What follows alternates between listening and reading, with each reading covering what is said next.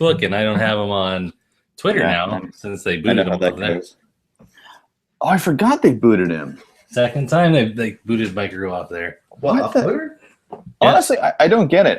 I've seen, or I think I've seen most of what he said, and I'm like, what's the? I really don't understand. Like, I think I've said much worse shit. They haven't told him yet, as far as I know. That's one of the things that he finds outrageous, is that they don't even tell you. Yeah. Why, like, what it is that got you booted. Yeah. But I'm sure this moral counselor, or whatever they call him, will clear this all right up. You know, like, on the one hand, as a left-leaning libertarian, I completely support a corporation's right within the bounds of the law to do whatever the fuck it wants. And if whatever the fuck it wants sends it straight into the ground on its stock price, so be it. If whatever the fuck it wants makes it the biggest corporation in the world, okay. On the other hand, I'm like, it's a public, like, it's, you know, it's communication. Huh? It's a public trust. People put their trust in it, that we've given them something that they're using. I mean, part of me is like, I guess I'll use it until I can't anymore, not until I, you know, don't want to, because so far my speech hasn't been stopped, at least as far as I know. Like, every time I've opened the app on my phone, it hasn't said, oh, you can't use this. And I agree with you. Like, they are a communications platform, and they say things like, "Oh, we want to, you know, we absolutely like." What was it? What was the last thing? It was talking truth to power. That's right, truth to power. Truth to power. Yeah. And you know, I don't really have an issue with all that, but it's like, well, right, but you're granting power to quite a few people who have been very vocal about their agenda, which I don't care if they have one, but it seems to run counter to a lot of other people. And well, it's interesting because we have different platforms for social media, and there are different options, but there are a few, shall we say, lords of the business, the ones that definitely dominate. Yeah. And, you know, for telephone companies, okay, technically telephone companies were a private company. It was an industry that developed not through government. I'm sure government was involved at some point. But that's essentially where regulation comes in, right? They go, well, we need to protect the public. So what if telephone companies decided that anyone that, I don't know, anyone with a certain background couldn't get a phone line? Right. Yeah. I mean, well, should the government step in? It's all private industry. Like, no, that's a good point. Yeah, I mean, I guess I would argue counter to that phone, it's not like there's 15,000 different kinds of, I mean, I think actually my argument would have worked better in the era of telegraph, because I could see the government saying, well, you do have options. You could also use a telegraph. But then I would say, well, they're not equal. It's not like telephone and telegraph are exactly the same thing. They're based on different technologies. One has voice, one doesn't. Yeah, I mean, I guess I would say, yeah, I guess if I were an attorney, which I'm not, I would say, like, well, my client has the right to express him or herself through this technology, and your client does not have the right to tell them, well, they can't say these things. If they want to change their category of their business to advocacy group, then they can do that without any concern for me. But as long as they're going to consider themselves a telecommunications software or network, then people have the right to expect that they're going to have a certain amount of neutrality and just do that. You know, that's what my main complaint to Adrienne Lee when we talked to her, she's one of the BlockBot people on Games Experiment, was if they just called themselves the, you know, policing Twitter for the trans community who are all, you know, whiny babies who can't handle anything, then cool. Like, I really honestly wouldn't have that much of a problem with it. But because they do the whole, oh, we're looking out for everyone for everything, I'm like, well, right, but you're self-designating, you know, as the moral police, and you have no moral authority than I do. And she has said on, you know, she said on the 2 episodes publicly, because we recorded it live, that they basically were a club, and they basically were just looking out for their friends. And I was like, if you had said that, I would have been like, cool. It's because she, you know, she admitted on air, that there were people who probably, like I think Randy Harper, who probably should be blocked, but will not be blocked for political reasons. And I was like, so fucking say that. Just say we don't block our friends. I remember that. Yeah, when she said that. And I'm seriously, I have, like, if you say we are a club and we don't block our friends, I'd be like, okay, you're assholes, but at least you're honest. I don't have any problem with that. And that's what I mean. Like, if you're gonna be a group that advocates for one side of a social issue, just be upfront about it. Because, okay, well, it's not an exact equivalent, but one of the things that's also been on my mind over the last while is in Canada, we have a prime minister now. We have had him a few months. Yeah. And the guy our economy is sliding, and all he wants to do at any turn is talk about feminism, which is fine. You know, he wants to be a feminist. That's fine, right? And I'm sure that some voters, you know, a certain percentage of voters voted because they thought that was the most important issue. But statistically, for most Canadians, that is not the most important issue. Yeah. And so if you're going to run it as a liberal candidate in Canada, people have certain expectations when you get into office. You're going to run a certain basic type of platform. And instead, he's focused on this one issue at every single turn. And I wouldn't have a problem with it if he had said, okay, I'm going to run for the Feminist Party. Right? Then, okay, obviously, you're going to talk about feminism all the time. Yeah. It's the same thing. When I get on Facebook, the government interferes sometimes. For instance, in Canada, our privacy minister interfered in terms of what they could reveal to the public as far as people clicking on things. And Facebook got pissy about it, but they conformed. Right? And I think that we, as citizens in a democracy, have the right to do that through our government to a certain extent, where it affects our personal information as opposed to an agenda that goes out after someone else, like a defensive measure. Yeah. I think it's the same thing, man. If Twitter's going to start creating categories and algorithms to put us into these categories and judge us and treat us differently from one another, that's going to affect us socially. I think we have the right to at least know they're doing it openly and what they're doing. Oh, I completely agree with you there. I think we have the right to know about it. I just have I'm just a little bit gray on whether they should be doing it or not. And I completely see where people are coming from who are against it, but I'm like, well, I don't know. I'm not even entirely sure why I have reservations about it. I guess just because I get nervous when people start believing they can tell corporations within the bounds of the law what they can do, because it's like, well, they can't tell us what to do. So why do, it's like, I don't have the right to go to a grocery store and say, you need to start selling, I don't know, heroin. And unless you do, I'm not going to. They're like, well, we don't do that. That's not our business model. We sell groceries, right? And it would be ridiculous for me to start a riot in the streets. Like, they need to start selling. And I know that's a silly, stupid example, but heroin. But it's I just don't. It's like, well, that's one. It's irrelevant to what they do, and two, who the hell am I to tell them? Now, if they were to hire me as an executive, and then I say, and I've told them in my interview, like, I'm going to start selling heroin. They're like, oh yeah, we really need to expand into new areas. That's a different thing. This could be a great Will Ferrell movie. Yeah. So I trust me, I get what people are. I've complained about it too. I think I said, like, Mercedes Carrera said something about the truth and something safety ministry, and I said something like, get it right, it's the truth and fudge shitting unicorns ministry, or I don't know. No, I mean, I completely agree with people. It's like when you call it a safety council, it's like, well, I don't even agree with the premise. I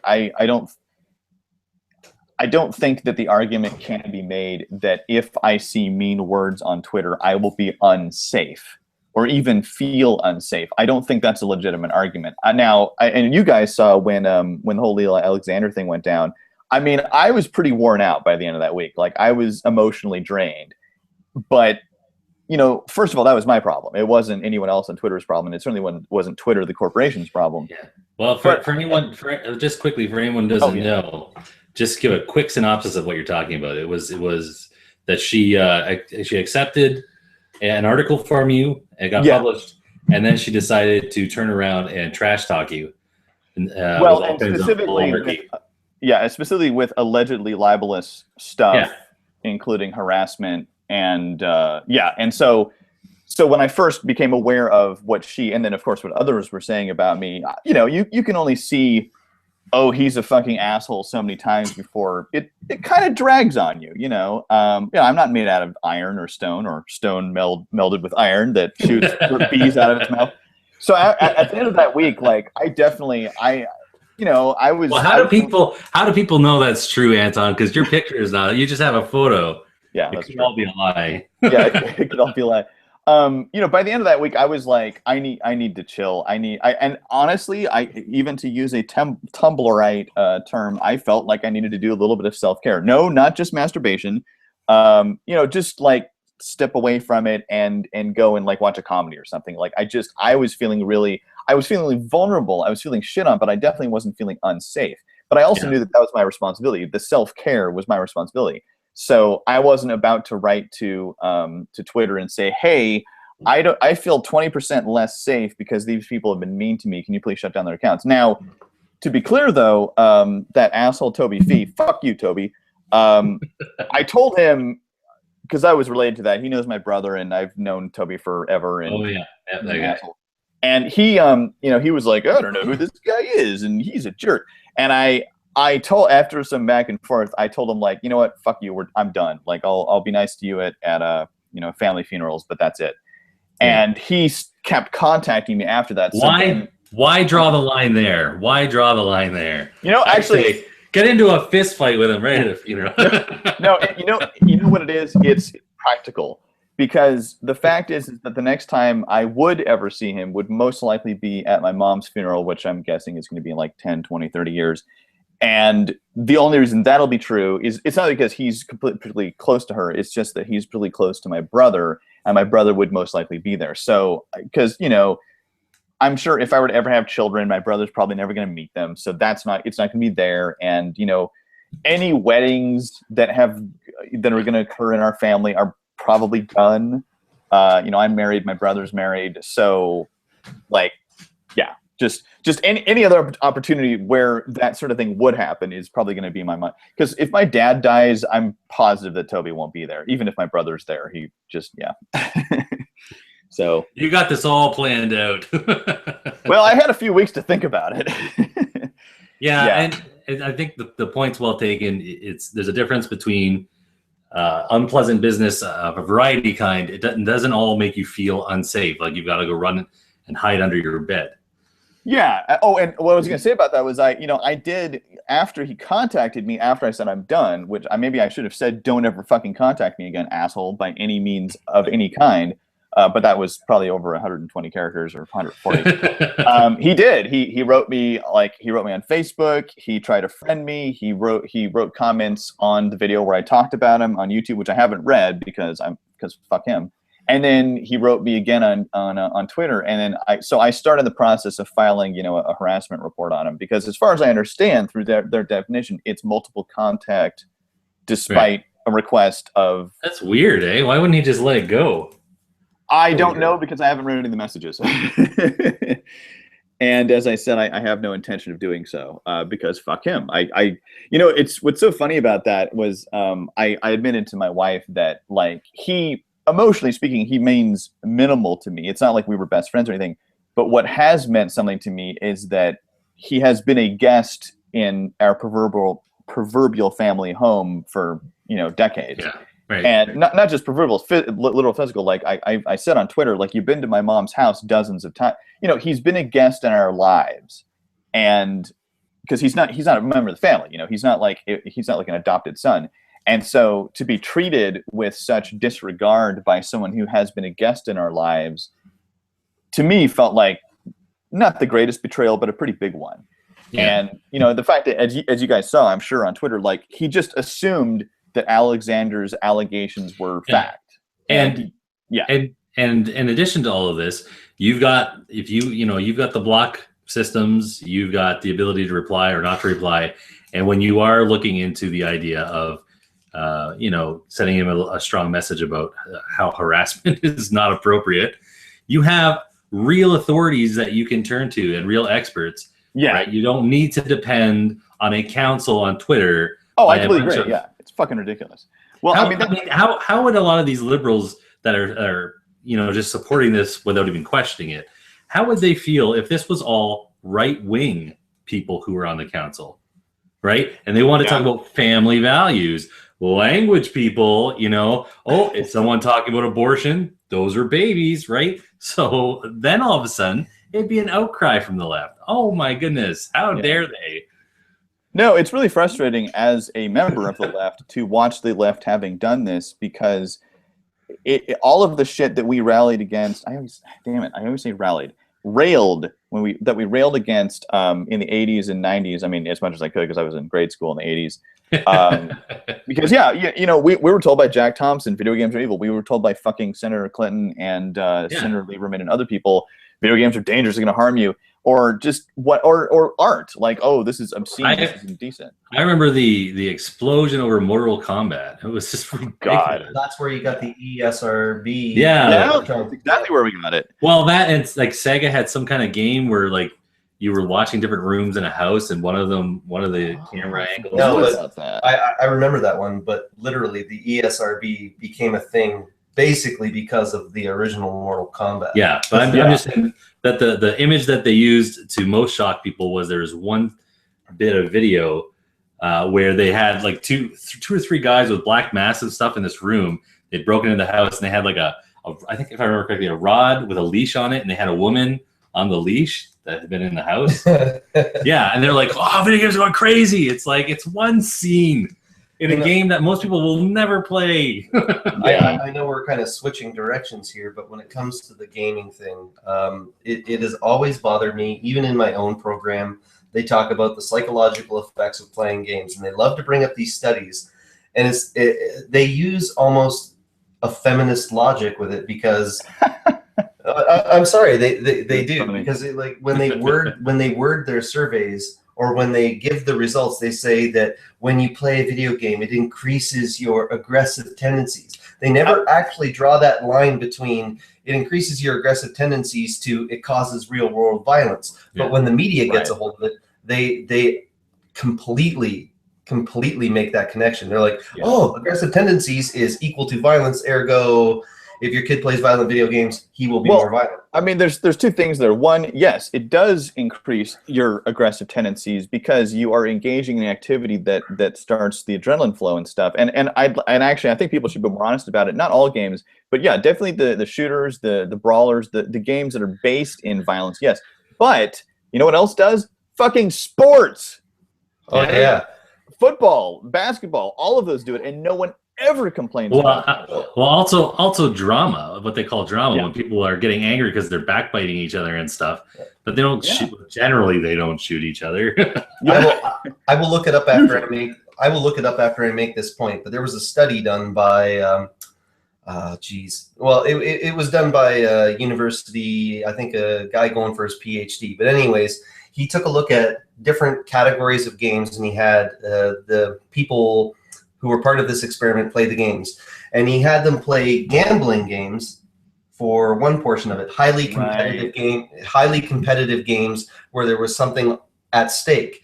And then he had them play games with violent imagery, but no point systems, no monster kill, nothing like that. And he found that it was the element of competitiveness that increased those aggressive tendencies. Nobody likes to lose. Nobody likes to lose. Yeah. Right. And the people who were playing these generally non-violent video games that had a lot of competition elements to them, when people lost those, they became much more aggressive than the people who were playing violent video games with nothing to basically gauge your score or skill at. Yeah. Yep. Yeah, that makes sense.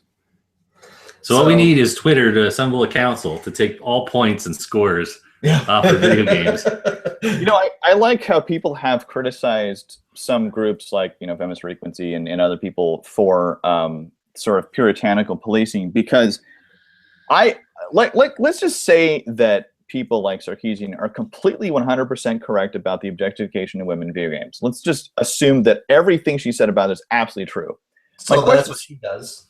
Right. Well, That's no, what not even that. Like, let's assume all of it's true. And I don't know if you guys saw I can't remember who they were, but like the No Violence Project or whatever the fuck it's called. The people who have claimed that there is such a thing as harmful or dangerous speech.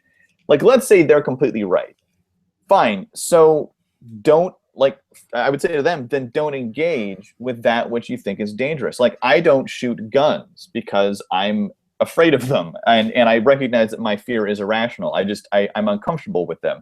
But I also know there's a Second Amendment. So my friend and her husband, they have guns. They go to ranges. I'm not going to say to them, you can't do that. I'm not going to go to their house and say you can't do this, because they're operating within the bounds of the law and they're not hurting anybody.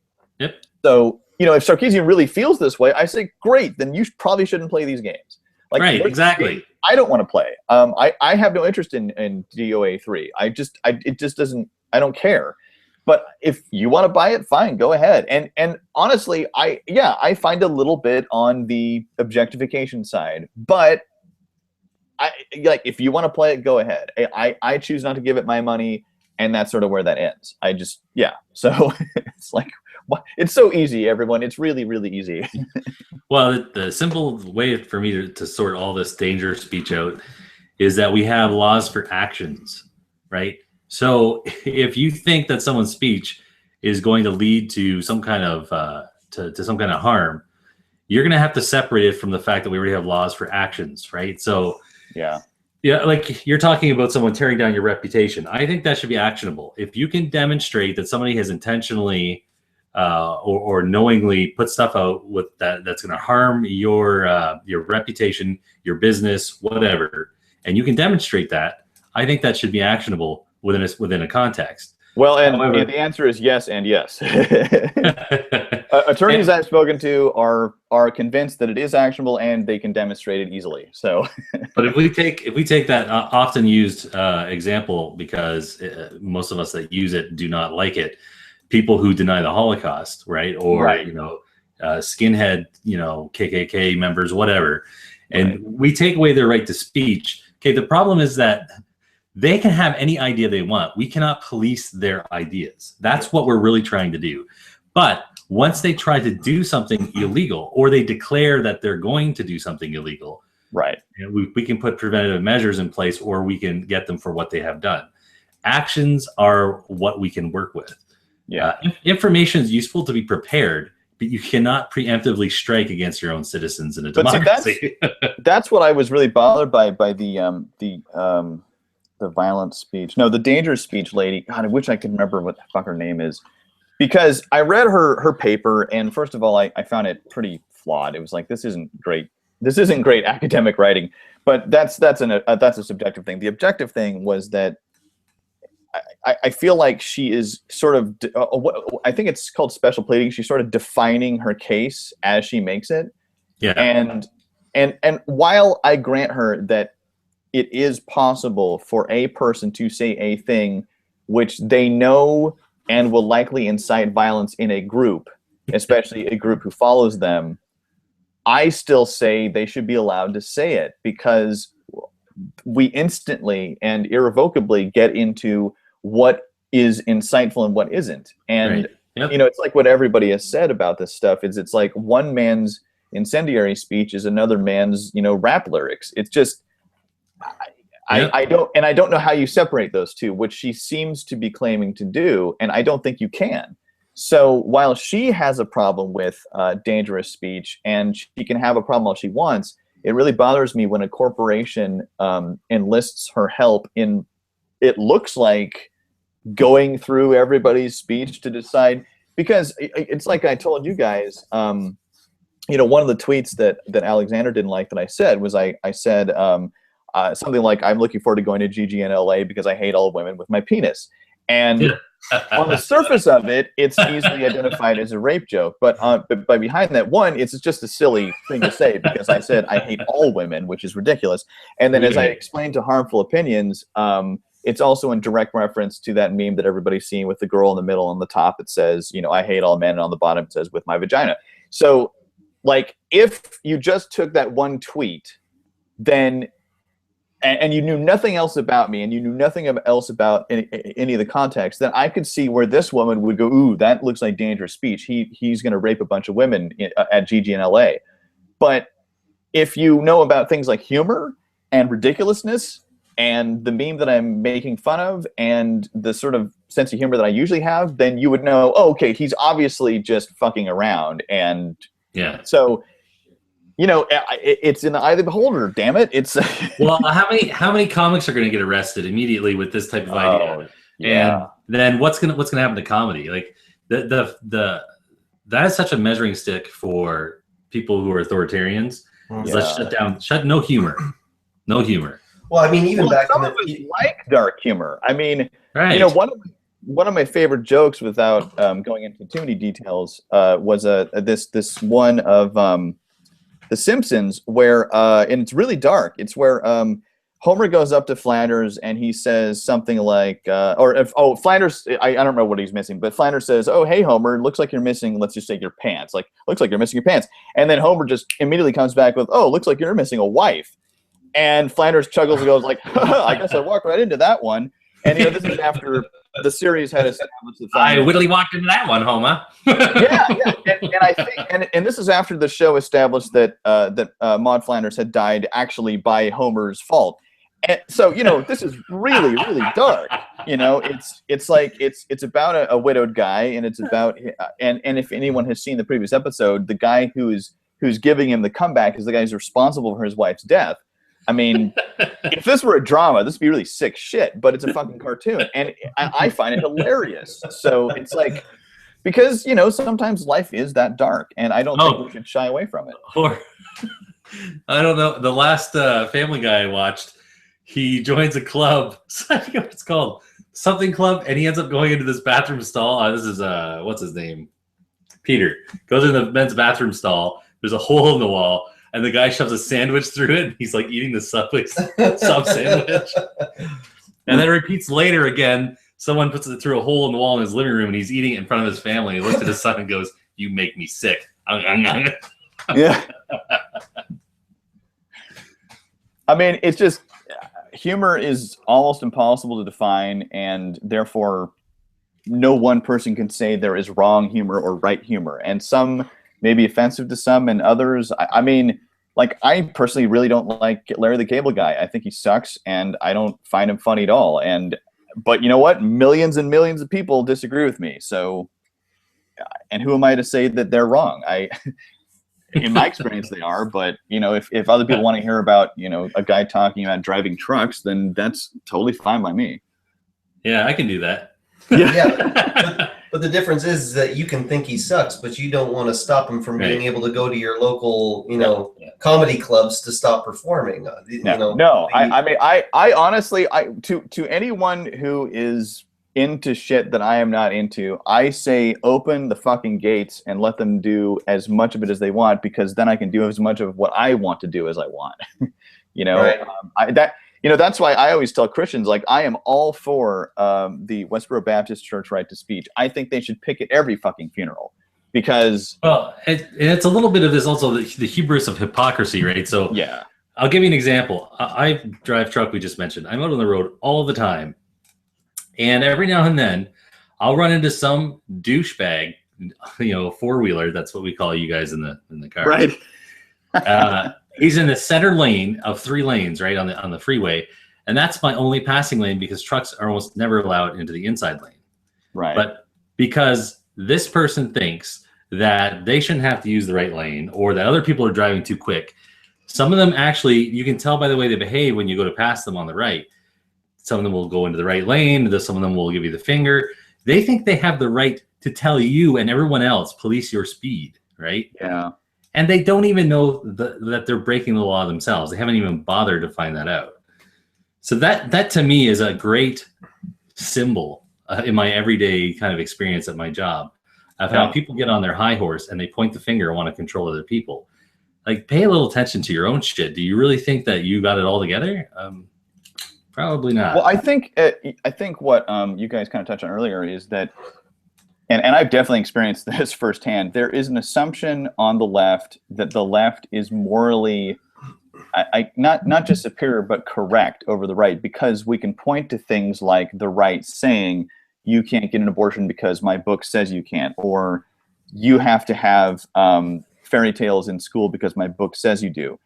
And because we can point to things like that, at least on the religious right, it's been very easy for decades for us to feel like we're in the moral, have the moral upper hand. And I've been guilty of that too. Like when I was younger, I just kind of defaulted to, well, of course, X, Y, and Z should happen because these guys say it shouldn't. And it took me a really long time before I started to realize that I wasn't right on every issue, and I should at least question myself on every issue. And it's a really uncomfortable process to go through because, you go from basically the emotional standpoint of, oh, hey, everything's happy and, I have this enemy and as long as and then you go to, oh shit, I may not be right about this and I actually may agree with my former enemy on this. And and the problem usually starts when you feel you don't need to answer. When the question comes up, was there evidence for this? That's usually where the problem starts. And you're like, I just know, or we're just right. It sounds silly, but I actually felt that when I've said this often when I watched Penn and Teller's bullshit episode on recycling, because I was raised in Portland, Oregon. And so, God damn, recycling is fucking huge. Yeah. And until I saw this episode, I was convinced that it was a good thing for various reasons and that we should all do it all the time. And then, they made a case where basically the net cost in energy and money is about the same if you don't recycle or if you do. And arguably that there are some benefits to, landfills that are not found in recycling. And as I'm watching this, I'm feeling my gut kind of tense up because it's attacking something that I have been raised to believe is always good, period. But then the same way, yeah. Yeah. But then by the end of the episode, I was like, I don't know, because I asked myself, why do I feel this way? And the only thing I could come up with was because I always had. And I was like, well, that's a stupid reason to think something. And people you trust taught you this as it's kind of like the same people who would have taught you to take a little old lady by the hand and help her across the street. They told you about recycling when you were a little kid. Like, this is what little boys and girls do if you care about everyone else. Otherwise, the implications, otherwise you don't care. Yeah. Well, that's the thing is there is an air of compassion on the left that I think comes from a genuine place, but it often extends to places where it probably doesn't. And a perfect example of that where I've changed my position was when I was in college. California was going through this thing. I think it was called Proposition 87. I'm not sure about that. But basically the proposition in question was, should we allow children whose first language is Spanish be taught in Spanish instead of English? And the opposition said we should teach only English in schools. And at the time, I was against the only English because I felt like, if you're coming from another country, you should have a little bit of an ease into the culture because it's not your fault that you were brought from somewhere else.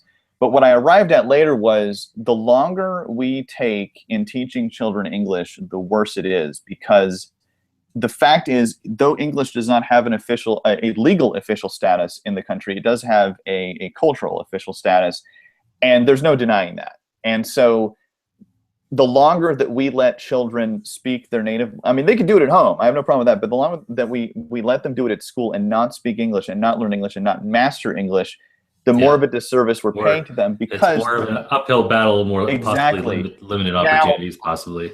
Yeah, and the thing is, I used to feel the exact opposite because I was like, oh no, we should help them out. But it's like, no, we should start English early and be rigorous about it, and we should discourage Spanish in schools, in public schools, publicly funded schools, because I learned, I know this from my own experience. Once you start slipping back into your native language, it's really, really tough. So.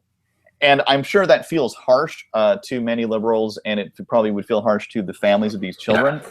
But they're going to thank me later when, they go into a job interview and they don't have as much of a discernible stereotypical Latino accent.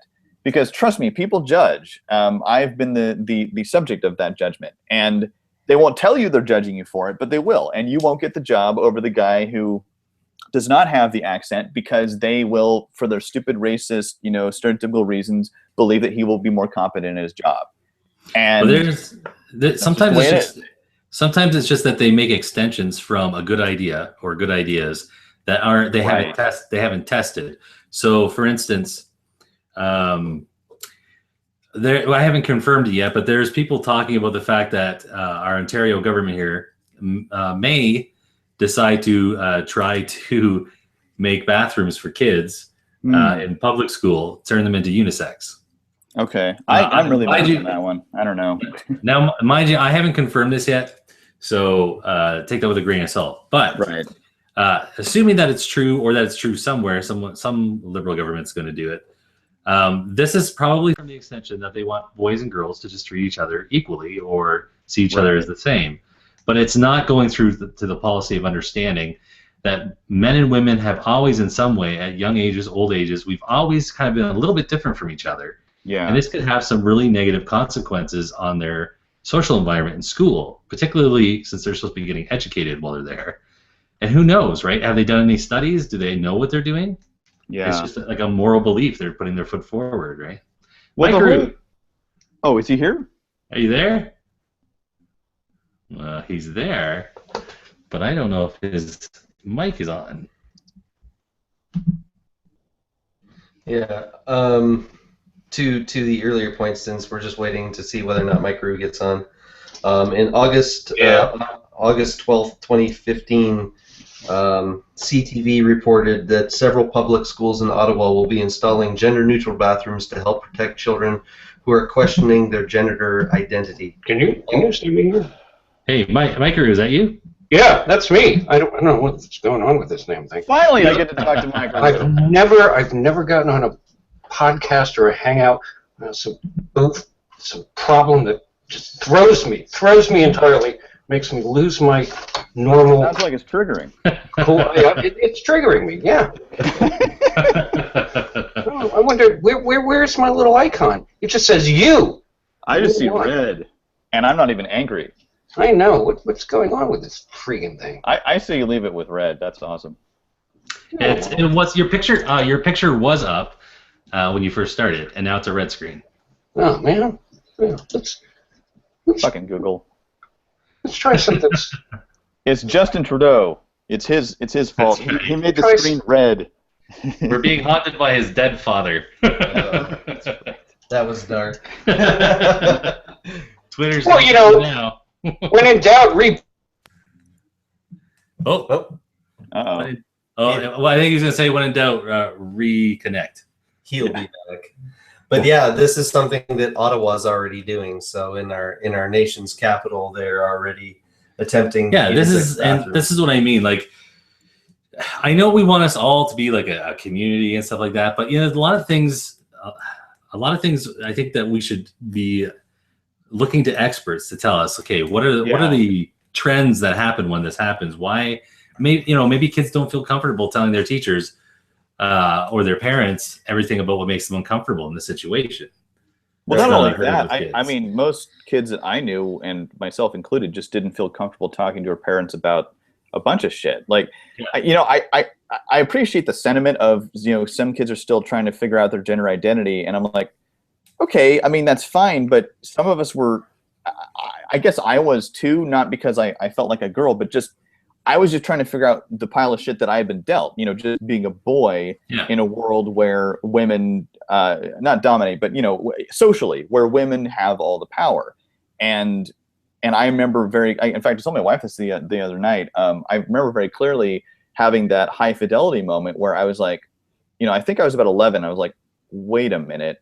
Oh shit, I have to kiss their asses because it's a simple supply and demand. We want them, and there are enough of us who want them that they can decide how that works. And I resented that until my mid-20s. And I finally, a then girlfriend called me out on it. She was like, you seem to think that the rules don't apply to you, and yet, like, why would you think that? You're not rich, you're not famous, you're not like this amazing hot model. So why is it you think you shouldn't have to approach women? And I was like, So when I accepted it, I was happy. I was like, oh, okay, this is supply and demand. We have we're the demanders and they're the suppliers. Therefore, you know what? I have to approach women and ask them out. It's not going to ever happen the other way. And that's just like, because I remember thinking, like, do I resent, the fact that tigers eat gazelles? Well, of course not. That's just nature. So then why do I resent the fact that men have to approach women in a heteronormative society? So, but I was figuring that shit out when I was, 10, 11. I was figuring out what girls were into and realizing it wasn't me. And the biggest thing is always figuring out yourself. Right. And from there, relative to everything else, everyone else. But a lot of this, like I said, could be helped. I'm sure there's some place right now that already has done the unisex bathrooms where they could get data from. Yeah. And that they haven't even looked.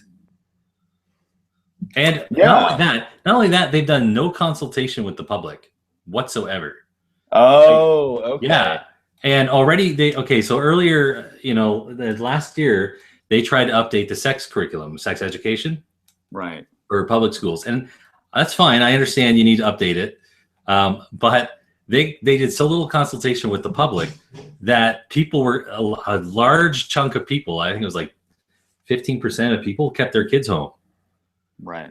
In protests. Like, this is when you push it that far, you're threatening the actual viability of the public school system. People are going to start looking into private schools, getting together with their religious communities and whatnot. This is counterproductive. It actually works against what a proper classical liberal idea should be. Well, that's actually my most common criticism of what the left does now is that much of it is not a solution. It's like many times I'm sympathetic to Black Lives Matter. Right. In as much as I understand that there is probably a measurable disparity between the number of Black people who are killed by police, often with intent, and the number of people who are not Black who are. I get that. But when I watch, the Milo talks or the Christina Sommers / Milo talks, and all people do is stand up and shout, "You're an asshole." Well, all that's showing me is that you are the unreasonable person.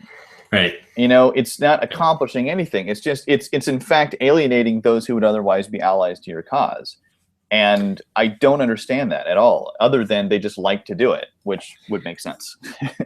I've actually found, after the situation about Richard Dawkins being kicked out of the NECSS, he was supposed to be one of the speakers. After he got kicked out so rudely, and that's sending a message. I don't care what they're saying now; they're backpedaling. That was clearly a message. I don't even know they backpedaled. Oh yeah, now they reinvited him, but he can't make it because of his health. And then they're like, we're going to have a panel discussion, and you're invited to be there, Richard. Oh, fuck you. On these social issues that divide us. And you know what?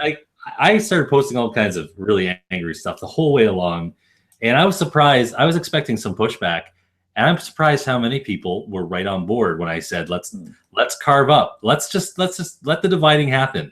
Because if what this means is another 5 years, 6 years or whatever, of the social justice warriors playing this game of we shouldn't let this divide us whenever it fails, but whenever it succeeds, they seize power and make things worse. Yeah. You know what? Let's let them have their own conference. Right. Just let them walk in their own direction and have their little "we feel this way" conference. Yeah.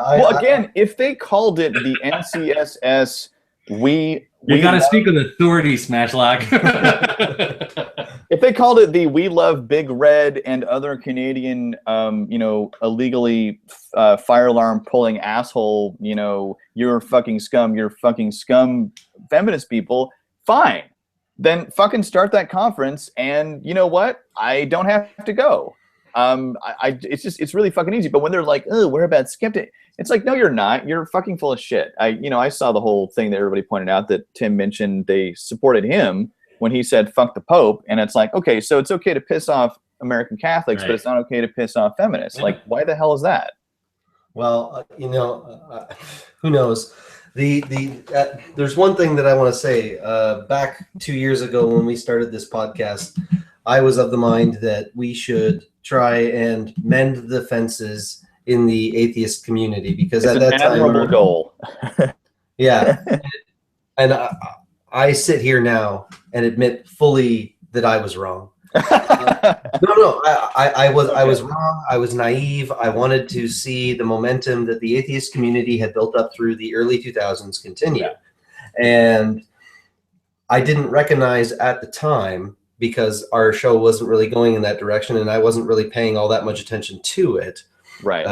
that the regressive left was really just starting to dissect everything. They're like parasites. Oh, yeah. They latch onto something successful and they try and siphon off that success that gives them some sort of credibility. Okay. I'm sorry to interrupt now that you're finally talking. All right. Okay, so Mykeru can't get on. I'm going to start just a fresh one and see if we can get him on that way. Right. All right, so I'll send you an invite. Anyone who's watching this, it'll pop up live on our channel in a little bit. Okay. Break.